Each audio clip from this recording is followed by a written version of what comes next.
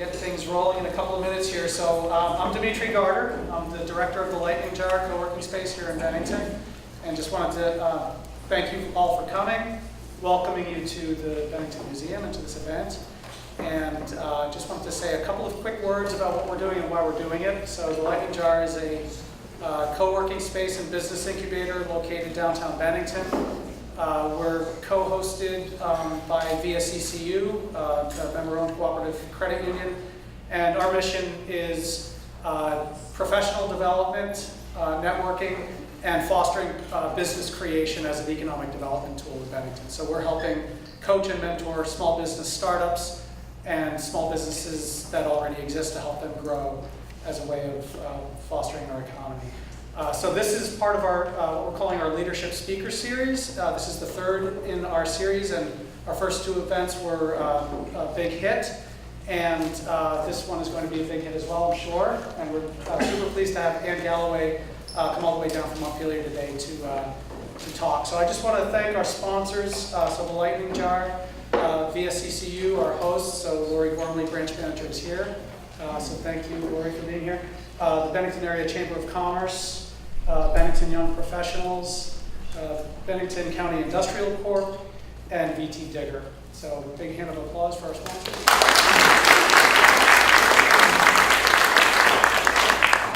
So I just want to say a couple of quick words about Ann Galloway, and then I'll hand things off to her. So Ann is an award-winning journalist, has been practicing journalism for over 20 years, and founded and is the editor of vtdigger.org, and really is doing incredibly important work here in Vermont. So she's grown VT Digger to be quite a successful organization, and in this day and age, having unbiased, hard-hitting sources of news is incredibly important, and that's really what Ann's going to be talking about today. So thank you, Ann, for coming down, and a big round of applause.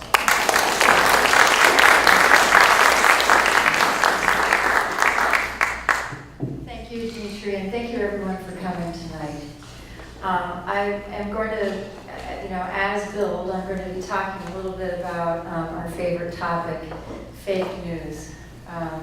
And then I'll tell you a little bit about VT Digger. And, you might wonder what Digger has in common with the Lightning Jar. And I think that, as Dimitri mentioned, we're growing at a time when most news outlets are having a tough time keeping reporters. And when I started Digger in 2009, it was little more than a pipe dream, and we had no employees and no budget, and now we have, in a week or so, we'll have 19 total employees and a budget of $1.3 million. And you might wonder, why does it matter now? And I think Dimitri's right. We need more news, real news about what's happening in our world, whether it's locally, statewide, or nationally. And that's why we exist, and it's my great passion to make sure that we cover everything that Vermonters need to know. In that context, let me talk a little bit about fake news. Well, I blame Facebook. You probably all are Facebook followers. Maybe you have Twitter accounts. It's not that social media is bad in and of itself, but I think that we've found over the past 18 months that unfortunately those platforms have been used by people who don't really care about our democracy. They're using Facebook and Twitter for propaganda purposes rather than getting real information out. And as a result, people don't know what's true anymore. I can't tell you how often I hear from readers who say, I don't know if you're right about that. Or they'll read a story on Digger that presents many different points of view, and they'll say, that's fake news because I don't believe what so-and-so said in your story. If we don't have trust in our society, if we can't have some base level of understanding, if we can't talk to each other, we don't have a democracy anymore, right? If we can't talk to each other. So this is part of the problem, right? And I happened to go down to DC last spring. We have a reporter in DC. We're the only news outlet that has ever had a reporter covering the congressional delegation. And Jasper Craven was down there. And we went to a hearing that Patrick Leahy was involved in. It was a subcommittee on foreign affairs, and there were some people there from places like Croatia and Georgia, and they were talking about how Putin had been basically undermining their democracies through fake news years before what we saw last year during the election cycle. And they see this as a tactic for basically destabilizing their countries and enabling the Russia to basically hurt their economy and ultimately, overthrows of governments and takeovers of property and so on. So, I don't think anything that dire is happening here in the United States, but it was really telling that people in the room, this was a congressional hearing, were really rattled by the testimony from these ambassadors and representatives from countries that were in the former Soviet bloc. So this is pretty serious business, as you all know. We have 167,000 people on Facebook in Vermont, so we're not immune. Those things might be happening over there, right? And the former Soviet bloc, they might be happening in other states, but it's also happening here, and I'll give you an example. And about a year ago, there was a scare in Franklin County because a story went viral about a clown who apparently was a sex offender who was terrorizing a school in Franklin County. It turned out that this was happening in Franklin County, Georgia, but they actually they closed schools in Franklin County, Vermont, because this story went viral on Facebook. So, from the ridiculous to the not so sublime, we have an impact that is really kind of difficult to understand and even control. Here's the problem. I think that, the reason why Facebook has kind of taken over our world is because, I'm just going to bring the statistic up here, if I can get there. 60% of our traffic comes from social media sites, and if Pew Research, if I can get there, sorry guys. 2/3 of adults get their news from social media. And all of that news comes from friends. So we're not actually like going to the newspaper anymore, or even going to news websites and browsing and just seeing what's happening in our communities. Instead, we're waiting for our friends to tell us what's important.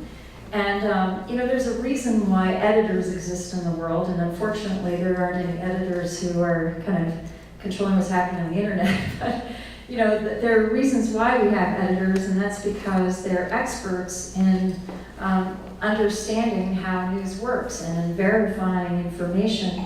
And that's now lacking. We don't rely on editors so much. We rely on our friends, and that's not necessarily a bad thing. We're social animals. We respond to gossip and things that we like to share with each other. But sometimes we have to get out of our narrow little bubbles, right, and try to understand the broader world. And we're not doing that as a society. We're not believing in the authorities anymore, who might be able to help us understand what's true and what's not. The reason why social media has so much power too is because newspapers have really lost sight of their mission in some cases, and then they've lost the ability to stay in business. And so across the country, the Pew Research Center and the Tao Center recently came out with a report that said that we've lost 20,000 journalists in this country over the past 20 years. And in Vermont, my rough estimate is that we've lost at least 50 newsroom employees over the past 15 years, and it may be more than that. I think that's probably a low estimate.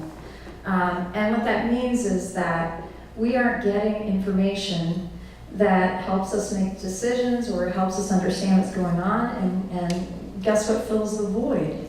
This junk, nature pours a vacuum and it gets filled with stuff that isn't real.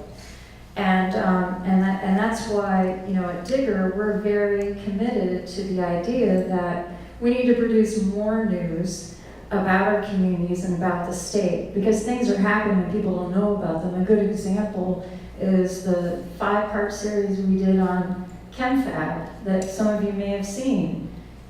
We didn't know until the state released an absolute mountain of documents that there was actually a lot of conversation going on between the Commerce Agency and the Department of Environmental Conservation. And at the end of the day, the state was more concerned about keeping that company in Bennington County than it was in protecting the health of residents here. And that was, a big part, that was the investigative piece of our story. And then we had narrative stories about real people who are affected, people who can't sell their homes, people who are sick, and people who are suing Saint-Gobain. And while I know this is a really tough story for the community here, and it's heartbreaking, it's a story that people need to know about and they need to understand, not just here in Bennington County, but part of the reason why we started the Southern Vermont Bureau, we have reporters in Rutland and Bennington and Windham counties, is because people up north, people in Montpelier, need to know what's happening down here, right? We're one state, and too often I think that we think of ourselves as two separate states, and we're not. You may have heard about our EB5 reporting. We exposed a $485 million fraud in the Northeast Kingdom at a ski resort called Jay Peak. And guess what? That story had been going on for years and no one had covered it, So anyway, we broke that open because people came to us, they wanted help. And they wanted to know what was really going on up there. And we started digging, and guess what happened when we started digging? We got attacked by people who didn't want us to do the story. Over and over again, people said that we were on the wrong path, that, why I lived in Hardwick in the Northeast Kingdom, and people said to me, why would you hurt the Northeast Kingdom? This area needs jobs, and, how dare you expose what's, how dare you write these stories which are so negative? And my answer to that was, well, if there's fraud going on, people need to know about it. People have a right, you guys, the whole state, we have a right to know what's really going on. And there are a lot of great things happening here too. I don't mean to, make it sound like it's only negative stuff. I mean, look at what you guys are accomplishing in Bennington. But, our job at the end of the day as reporters is to exercise the First Amendment. And the First Amendment is about the public's right to know. And that is hard work. Day in, day out, we are placing public records requests. I was talking to Alan Keyes, who's our reporter for Rutland County, on my way down here, and I said, Alan, what up with the body cam video in the East Pulteney situation where you had 5 very young troopers of the Vermont State Police who shot at a guy with a BB gun. Difficult, confusing situation. I'm sure there are reasons for what happened. But this guy is dead now, and we need the body cam video. And the AG's office and the state police won't give it to us. So I called my friends at the ACLU. I said, how would you like to sue the state police and the Vermont Attorney General's office over this? And they said, send us all the requests and the responses, and we'll take a look at it. And we'll find out, if we can sue. We've done that over and over again. We've sued for records because we believe people have a right to know what's really going on. And when bad things happen, it's just human nature. People don't want to tell you about what's really going on. And so that's why, as reporters, we're out there on your behalf, really trying to fight the good fight and go to public meetings, demand answers from public officials, and we listen to our readers. We get tips every day from our readers about things they're worried about, things they're concerned about, and we go after those tips. You know, we make those calls. Someone contacted me a week and a half ago that said, did you know that the Warren School roof collapsed? I said, oh, you gotta be kidding me. Yeah, the school board doesn't want to talk about it. Do you think you guys could show up and do a story and help figure out what's going on? I said, sure, yeah, we'll send somebody down. We went to the meeting, did a story the next day. And, you know, whether it's something small like that where people just want to know what's happening locally, I mean, it's really important to those families. Those kids aren't going to school there for a couple of months. They're going to Sugar Bush now, Sugar Bush Resort for, you know, to go to school because there's a problem with the building. Or if it's something bigger, you know, maybe it's, you know, we cover a lot of Act 46 merger discussions and that kind of thing. That's been a really difficult topic across the state that we've tried to help people understand. So I've probably blathered on enough about Digger, but anyway, I don't know if we want to open it up for questions now. I hate to blather on too long without people having a chance to have an open discussion, because that's what this is about.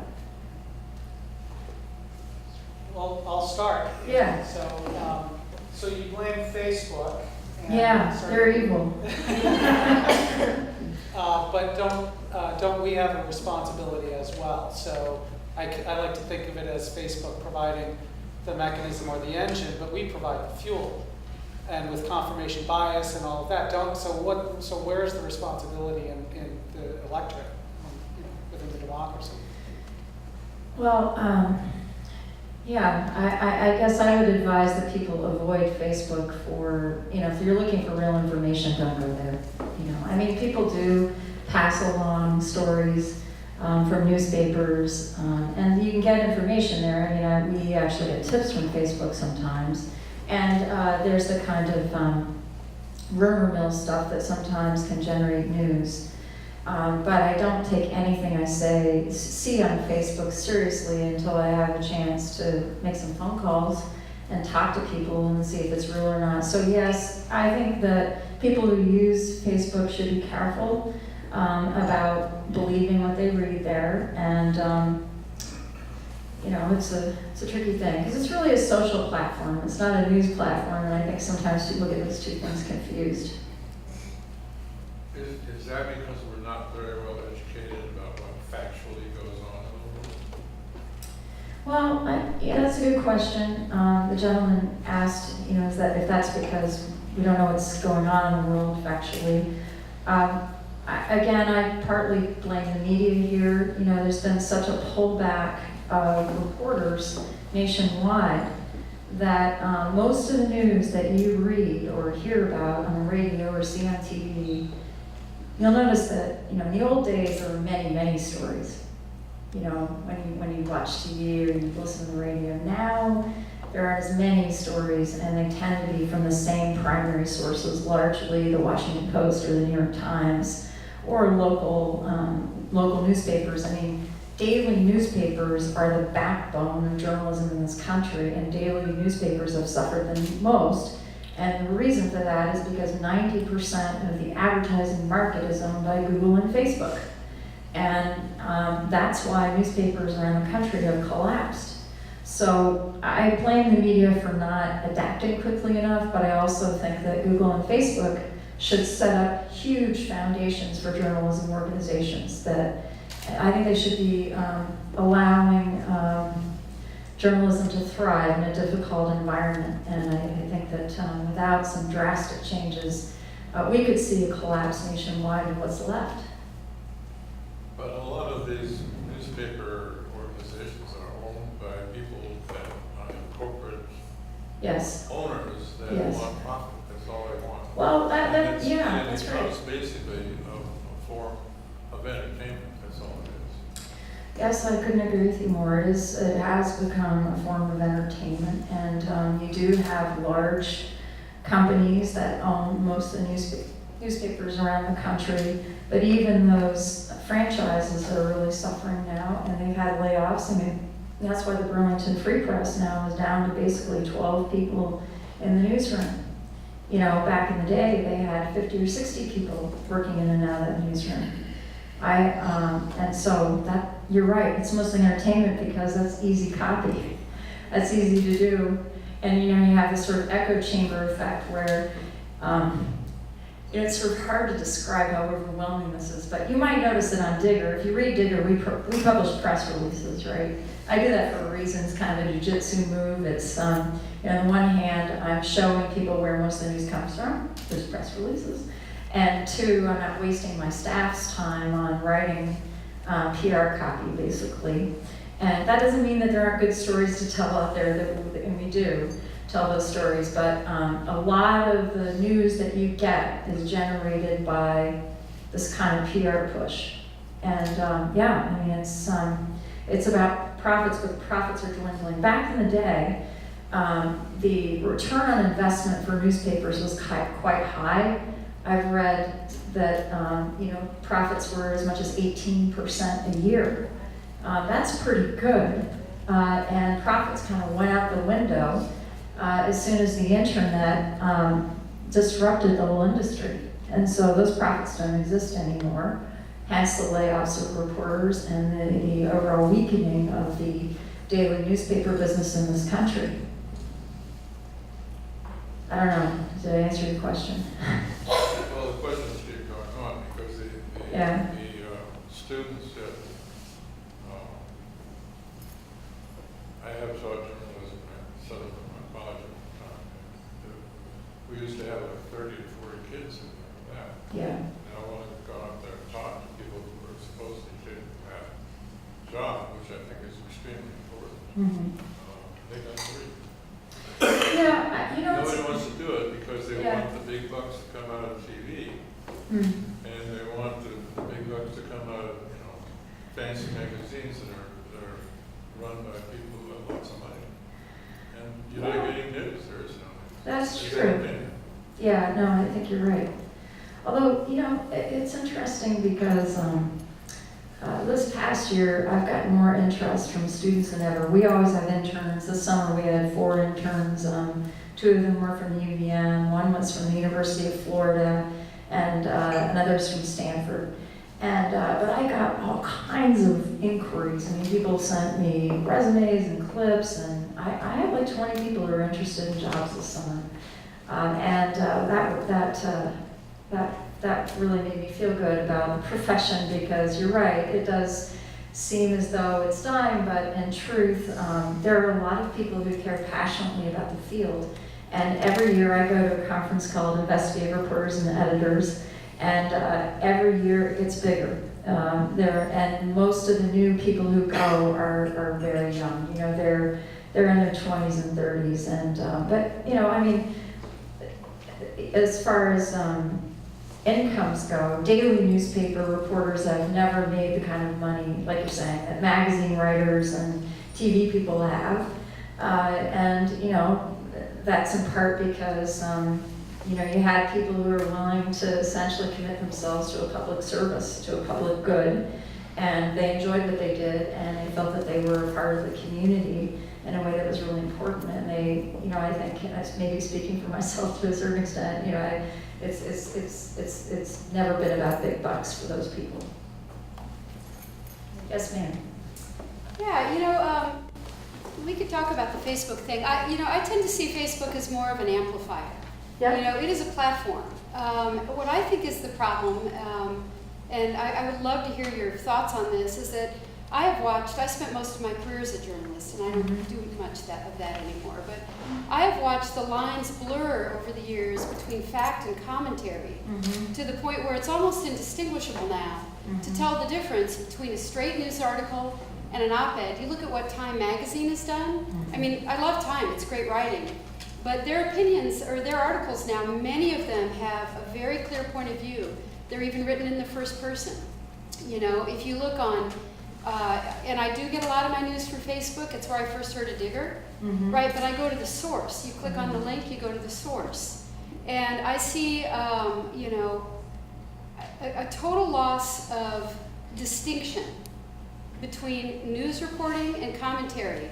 And TV has blown that right out of the water. Yeah. I mean, look at CNN, look at, all it is people sitting around blabbing their opinion all day. I get no news from TV anymore. It's all BS. Yep. And then you wonder why people can't distinguish anymore between fake news. You know, why are we surprised that people will dismiss the entire New York Times? Mhm. Well, because they don't know the difference between, no one has been taught anymore to tell the difference between journalism and commentary. And I think that is the root of this problem, and I think it's a huge problem. And Facebook Yeah. has amplified that. Facebook didn't cause that or create it. Oh, Facebook, there's a difference between Time magazine reporters presenting a point of view in the story, which I adamantly am like, I think that's a terrible idea. But there's a difference between that and fake news, which is made up out of whole cloth. So there are shades of gray here, and I think that Fox News broke the mold on this in TV, and magazine journalism is guilty of this too. Blurring the lines. And I agree with you. I mean, that's one of the reasons why at Digger we try very hard just to tell it straight. And I have to say that I firmly believe that politics gets in the way of really good policy. And I think it's like the difference between religion and spirituality, And we work very hard to just play it straight on Digger, because people just need the facts. They can figure out what the politics is later. But so often what happens is that all that partisanship just colors our understanding of what's really going on. And I just want to know what's going on. Like, that's my big thing. And that's what I train my reporters to do, is just tell us what is happening here. And get to the truth if you can. And we all know the truth is iterative. That's part of it too. When you're reporting, with daily reporting, you're peeling back the onion and you're getting a little more and a little more, and it changes, But ultimately, we're trying to figure out what's really going on in the situation. And I agree with you. I think, people get confused about, people call the Rutland Herald the Russian Herald, because, the editorial page has, kind of a liberal slant to some people's, minds. And, I don't think that helps the paper. It's just like, people think that the Wall Street Journal is a piece of junk because the op-ed page is conservative. And they say the same thing about the New York Times, because the op-ed page tends to be a little more liberal. One of the reasons why we don't have an op-ed page is because we don't want to have opinions. Our opinion as reporters doesn't matter to the public, and it shouldn't matter. I always tell my reporters that we should just be a glass that people look through. We shouldn't be tinting that glass in any way, because it just doesn't help people see clearly. And what do you make of the deeper sort of contention that for years I always found so frustrating, that objective, straight journalists somehow had this deeper implicit bias that they could never get over, I'm a Democrat. I spent years reporting straight news stories, and I would be infuriated at the contention that I couldn't tell a straight story, tell it in a factual way, and not somehow be playing some deeper agenda. I mean, that was the accusation I found the most kind of nefarious and frustrating, because there's almost no way to refute it. Yeah, well, then it gets personal. But and again, I think that, I don't know, the older I get and the more I'm in this profession, the more, the less I know, and the humbler I am about things. And I just think that everybody's right and everybody's wrong, And I think it's just really important to bring everyone together through news, because it's such a good place for us to have a conversation. And to me, being a really good reporter is about listening. And I talk to my reporters about that a lot, that it's really about listening deeply. Now, sometimes you can't do that if you're on deadline, but we try very hard just to listen and try to be as true to the spirit of a story and to the facts as we possibly can. And when you do that, it's never about a point of view. It's just not. It can't be, because the soul of it really is about you guys. I mean, I think about what we do at Digger. It's not about us as journalists, because who cares? I mean, honestly, it's such incredibly hard work. Why would you do this if it was about your own ego? You know, it's got to be about the readers, and it's got to be about what our community needs as a whole. It can't be about us as individuals. We're just the mirror or the window on what's happening. And I think that that's why people like Digger, because they see that we come at stories as you know, we try to be open, you know. We try to be open to all points of view.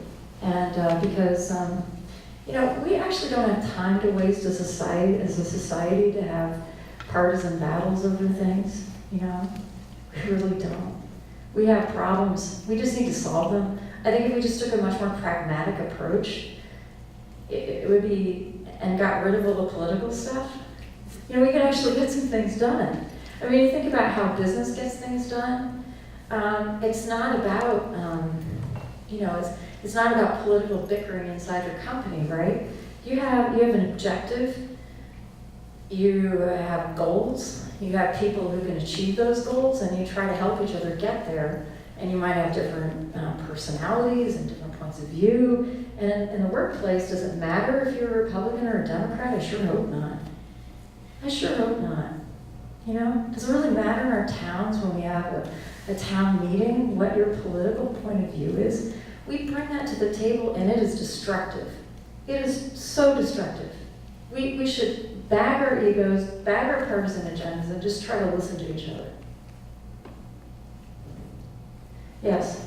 Could you talk a little bit about the Sinclair radio group and in terms of the public's access to facts?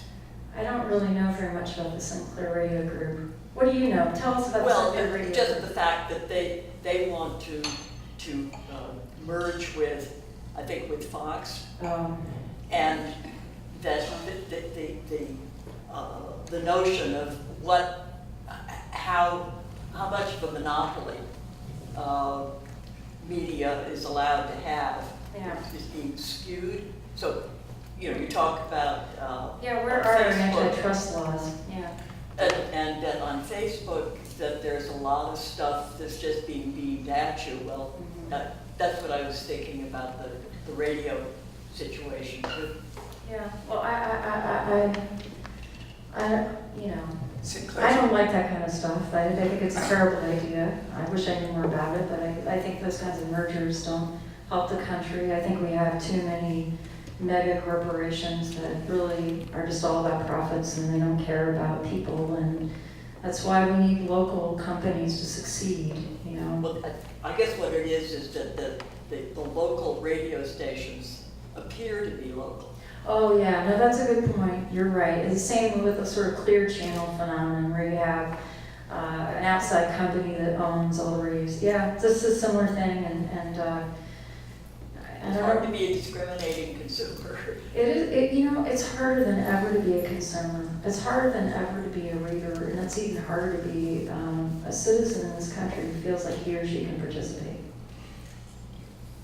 Yeah, hello. Yes, Can Tom? you comment at all about your views about why President Trump favors using Twitter to make announcements about his... Well, that's a great question, and I have a really simple answer, and he uses Twitter because everyone in the news media uses Twitter. So he is his own news... Well, no, it's just that, you know, Twitter is used by a lot of, and I hate these terms of art, but thought leaders or, you know, journalists, and so it's a platform in which you can amplify, you know, you can amplify completely fact-free statements, you know, and I'm not a big fan. I actually don't use social media myself that much. I'm a little bit of a Luddite. I know a lot about websites though. I've learned a lot over 8 years. I'm sure I could learn a lot more, but yeah, no, I think that Twitter, you know, it's useful. It was useful during the Arab Spring. I've heard journalists talk about, you know, being able to reach sources in remote places, people who are trying to basically report out on news events and that kind of thing. But I think the way that the president is using Twitter is appalling. So it's like a press conference without questions. Well, there are a lot of press conferences without questions now, and yeah, there's a platform that's like that. I mean, you know, even in Vermont, it's really hard to have an open press conference with officials. I mean, it's a little better right now, but you know, I can tell you that you get cut off pretty quickly if you ask a question that people don't like that much. And, you know, I prefer public records. I'm a document kind of gal, and there's a reason for that. You know, people are sensitive to each other, and sometimes they'll say things that aren't true to protect each other, to protect something in their world. And documents don't lie. You know, you got the record, you got something. And that's why I'm so adamant about pushing for public records. But yeah, you know, people don't like to answer questions. They think questions shouldn't be asked, actually. Yes, they don't think questions should be asked. Yes, Ted. Do you have any advice to us if you're trying, there's an issue, a story, and you want to vet it, Yeah. you know, other than Digger, okay, do you have any suggestions for us of how does one go about, you know, other sources getting an objective or a more accurate view? Because it seems like what you've said and what I've experienced in my many years is virtually every media, every major media has a bias, one way or the other.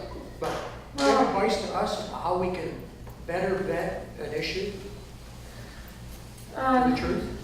Well, I mean, one of the ways we do that on Digger is that we provide the original documents so that you can check us if we've gotten something wrong. And I like to do that because sometimes we do get things wrong and we want to run those corrections, you know. But I think that with national media, it's pretty tough.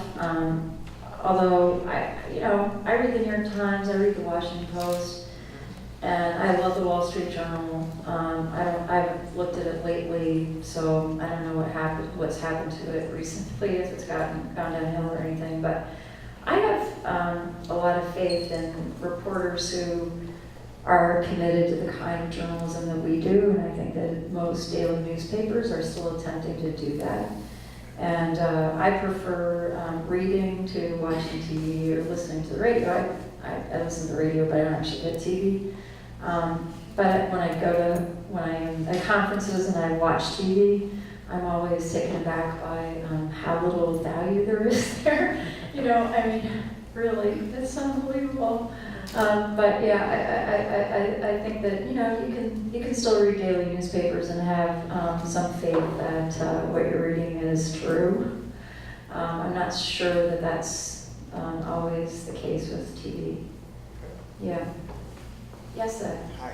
Hi, how are you? Good, how are you? Good. I just want to make a comment. We, as a journalist and newspaper man growing up, I've worked for one of the larger companies for the better part of my career. So I'm seeing those kind of facts and those sorts of things. So it's interesting that is tied to this proliferation of fake news, because when we think about it, fake news has always been out there, but it traveled a whole lot more slowly, right? Mm-hmm. It traveled by way of grocery store tabloids and that sort of thing. Mm-hmm. And in order to circulate fake news, it took a much more of an investment than it does today to get that fake news circulated. So it happens faster than it ever did before, which is the scary part of social media. But the other thing that I wanted to ask you was, how do you feel about sort of the origination of that news story in the first place? You know, if it's a Facebook story that has been shared, mm-hmm. and we picked it up from our daily newspaper and we share it out, and that's how it, you know, sort of goes viral. Mm-hmm. If you go back to where it came from, that it was written by a qualified professional mm-hmm. journalist, how can we help people to remember the basic facts of news consumption, which you and I have always known needed to be there, right? We didn't believe the tabloids. We believed the sources of record that we trusted. And that's still the case. There's just so Yeah. many that aren't trusted now. Well, I mean, the whole trust issue is a big question. Kath brought up this problem with, people in the news business blurring, basically putting their opinions in news. So that's had an eroding effect. And then, there's less news. And, reporters are not trusted.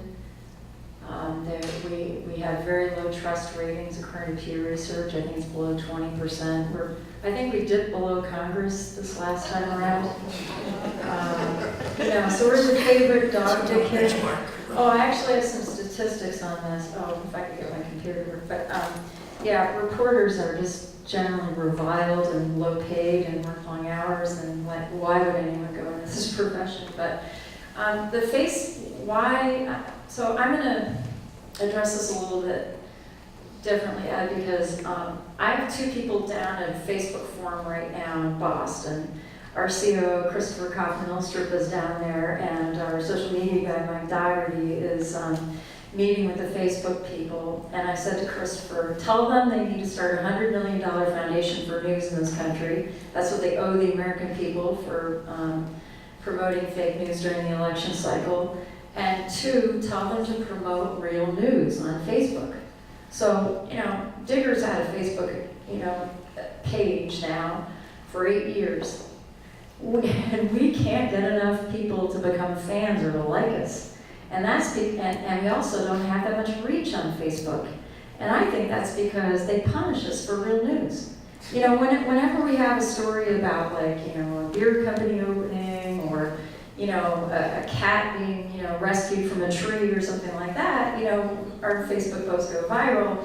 When we have, hard-hitting news like the whole Teflon Town series or the 85 stories, those stories never go viral on Facebook. And those are good stories, like hello. So I said to those guys, look, you gotta tell Facebook that they gotta promote real news. And that's part of the problem. It's not, I hate it when people just blame the readers. It's not necessarily our fault here. Because there are other forces at work, and there are lots of people to blame, and I don't like to blame readers too much because, but here's why. Because I was really surprised at how many people decided to read Digger on a regular basis, and that heartened me a lot. I mean, we have 230,000 readers a month now. Half of them are out of state, half of them are in state. And, we've never had a big, marketing campaign or, it's all organic. It's all people who found us through word of mouth or through Facebook or, Twitter, or, because they talked to someone who liked us or something like that. And you know what? People in Vermont want real news. They come to our site. That makes me feel good. That all is not lost, and we're not the only news site out there that, people read. And so we just have to keep plugging. And we sure could use some help from our friends at Google and Facebook. And I'm going to Newsgeist at the beginning of November, which is this hush-hush invitation-only thing for journalists. And Google's going to be there, and I plan to ambush them because, they got to do their part. They got to cough up $100 million too. That's nothing for them. There's this philanthropist who helped start Texas Tribune, and he gave Evan Smith $1 million to start Texas Tribune. It's a great website, based in Austin. And he came around to talk to journalists who gathered in New York for a little conference, and he was saying, I think we need more philanthropic support for journalism. I think we should be on a par with dance. No, forget that. We just need half the money that people raise for dance. We just need $1 billion. We don't need $2 billion. We just need $1 billion. Which I thought was great. Anyway, the world needs more reporters. A lot would be solved if the First Amendment was being exercised more. And anyway, I'm on my high horse again. Yeah. Where do we start nurturing new reporters? Oh, Is well, it in high school? Is it in grammar school? Do they still teach current events and how to find the true news in school? no, That's a great question. I don't think they do. And by the way, I don't think they should allow cell phones in school at all. Right? Just ban those puppies right at the door. That is a real problem. I think in general, kids aren't learning civics the way they used to, and news literacy is part of that. People sometimes ask me if we could do school programs, and we have too much to do, but I do think that we need more news literacy and how to build awareness around it. I'm not sure, but we tried to do our part at Digger by hiring people in their 20s. We actually hired a high school student this year, right out of high school, and he worked like a dog. He's like a born AP reporter, Alexander Silberman from Burlington High School. So, that might be the future too, bringing in high school graduates to work for places like the Bennington Banner and the Manchester Journal and Digger. It helps to grow up in a newsroom. It's a tough place, but if you survive it, you never forget it. Yeah. Yes, ma'am. Could you say something about the role of op-ed writers and anchors and the named people that sometimes I go and see how they are interpreting something?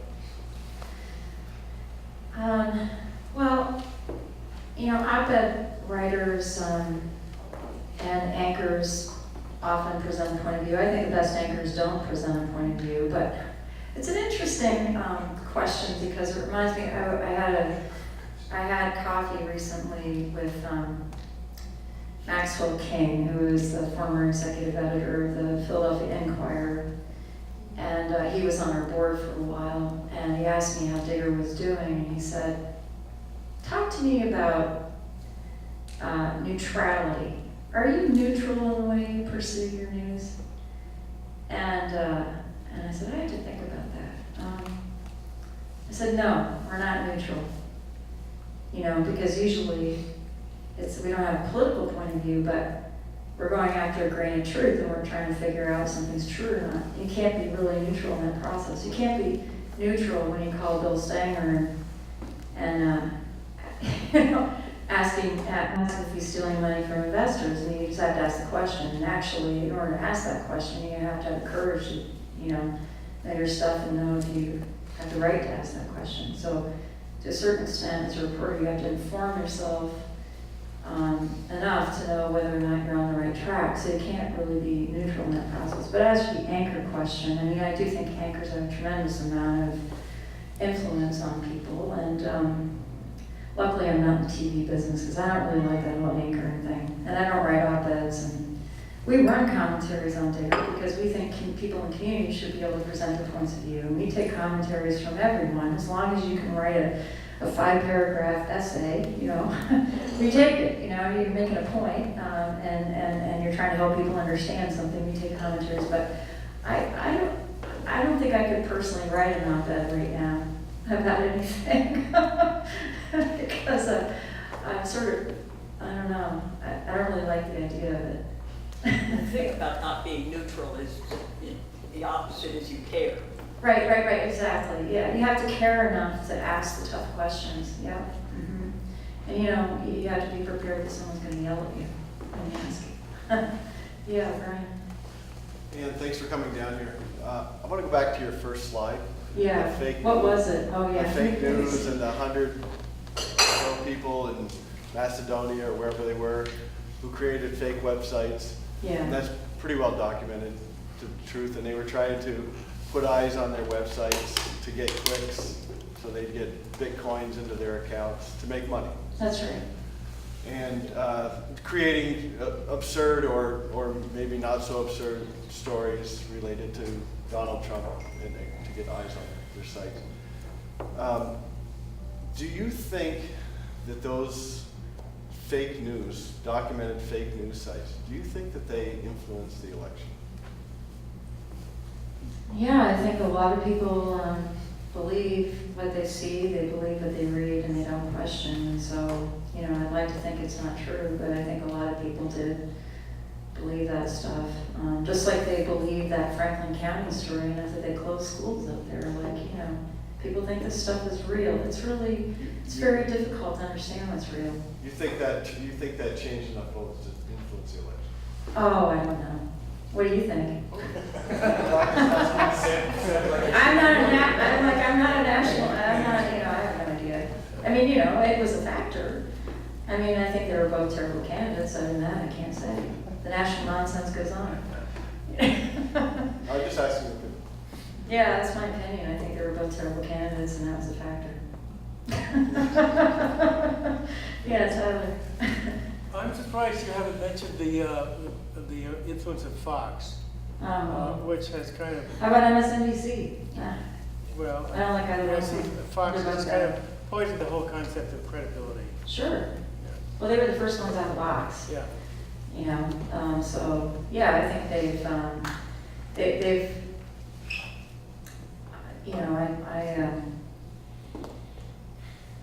I think they've undermined people's understanding of what's real. Yeah, just like MSNBC has. I think they're, when you come at it with such a powerful point of view, it's really hard to discern what the facts are, and that's why real news reporting strips away opinion and strips away partisanship. You have to care about the news, but you gotta leave your agenda at the table, or your if you have one, if you've been in the business long enough, you start to see that all that stuff's a real problem. Yes? So I'm not really sure how to frame this question, but it's interesting when we talk about this neutrality, and I love your analogy of telling your reporters to be the window and not be tinted, but be a clear window. But this idea of neutrality and what you choose to report, and I'm curious if you could talk at all about Democracy Now!, because I remember years ago really holding them up personally as the gold standard, because I felt like that was the most neutral reporting ever. Here Amy Goodman and her reporters would go right to the source and put the microphone right up to the people, and the people would talk in the microphone, and you talk about the importance of going to the source document.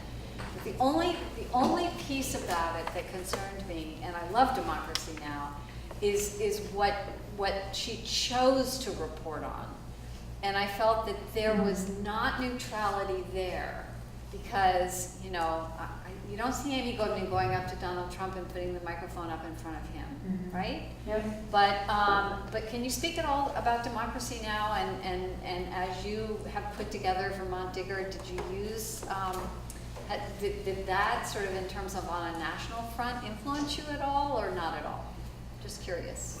I find Democracy Now! Interesting, but I agree with you that I think that she comes at news with a pretty strong agenda. There's certain things she wants to report on, and she's not reporting broadly on a variety of issues.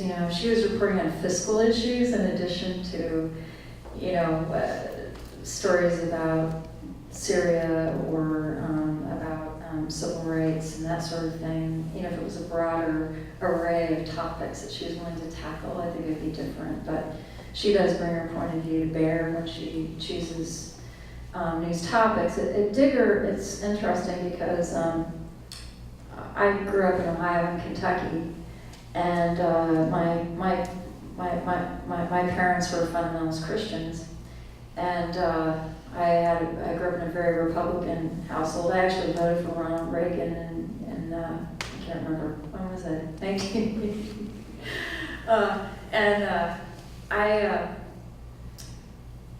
I've learned over time that, and then I got married to my husband who grew up in Hardwick, and he comes from a family that's all hippies.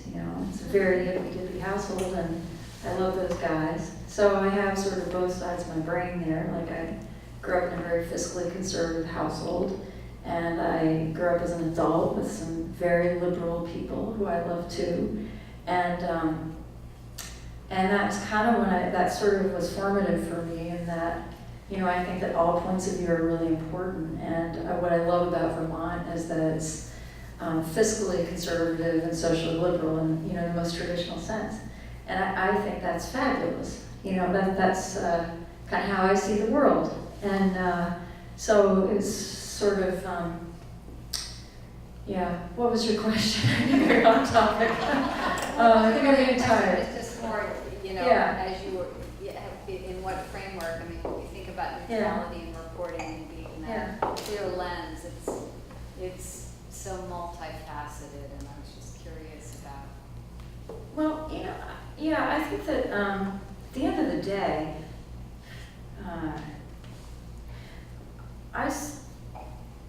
I started Digger because I lost my job, you know, but it's also because I love journalism and I love this state. And so I started Digger as kind of an act of love. And because of that, I really don't like covering politics, you know. And that's been a weakness of ours, actually. We probably should have better political reporting. We're not as aggressive as some groups are about basically pointing out the faults that people, it's hard to describe. Really bitter political reporting is about the he said, she said, and the one little thing, you know, that kind of tells the whole story. Brian knows this stuff. Yeah, right, Brian doesn't know. So for example, like, we've been reporting on allegations of loan fraud at Burlington College since 2014. Actually, we were first story in 2011, you know, and Jane Sanders was at the center of these stories, and people were really mad at us because they love Bernie, and every time we write one of these stories, they'll give us a hard time about, you know, why would we write a story about, you know, the political god of Vermont, and, you know, so we've been working at this for a long time, and those stories take a long time because you got to belt and suspender it, you got to dot every I and cross every T, you can't get a thing wrong, and every time we write one, people get really angry, right? So we're wearing the journalistic hair shirt, and we're doing these stories and getting a lot of hate, and then lo and behold, a couple years later, other news outlets start picking up on it, and what's the story they write about? Jane Sanders lawyers up. Like, that's the easiest story ever. Ever. You know, you make one phone call and you got that one, right? And people link to our stories and everything, but I'm like always the last person to know what the most important story is going to be. I mean, from like a viral standpoint, and that was a really good political story. And I completely missed it because I was thinking about, okay, well, you know, there's $1 million from Kareem Metabove, and she says that she didn't really promise that money, and I'm sweating bullets over that story of Morgan True, and you know, we get this simple story, and I just didn't see it, you know, so it's funny because, you know, I just don't think in those terms. I'm thinking about, well, is someone trying to pull a fast one? That's what I'm focused on. I'm not focused on political implications, and yeah, so anyway, are there any more questions, or have I bored you all to tears yet? Can I ask a super Yeah. quick one? What's your fact-checking procedure prior to publication? Well, we require our reporters to go through their notes, go through the documents. We have several editors read the stories, and we go through and ask questions of the reporters, and sometimes we'll actually go back through the documents to make sure that something's right. So if it's a really, especially if it's an investigative story, the Teflon Town story about the relationship between ChemFab and the state, that story we kicked around for about 3 weeks back and forth between 4 different editors. And it was rewritten 3 or 4 times. It was a very long story. We ended up cutting it down. It was 8,000 words, and we cut it down to 4. It was a really painful process. But other stories, we have beat reporters at Digger, and so we're trying to develop expertise. So we have a reporter who's just focused on healthcare, another one who's just focused on criminal justice, energy and the environment, and so on, because our world has become more complicated, and reporters need to understand what they're reporting on in order to translate for the public and make sure that it's understandable. And so that's one way that we kind of circumvent problems with factually incorrect statements. Now that doesn't mean that we don't make them, and we have to run corrections, but we are a daily shop, So, we're basically reading, between 8 and 12 stories a day. And that's a lot of material to grind through the shop on a daily basis. So, with the Teflon Town series, we spent a special amount of time on that. But that's how we do it. I mean, it's not perfect, but do the best we can. Anybody else? How are we doing for time? Oh my God, we almost made it 7 o'clock. I'm holding you guys back from the bar. And thank you so much.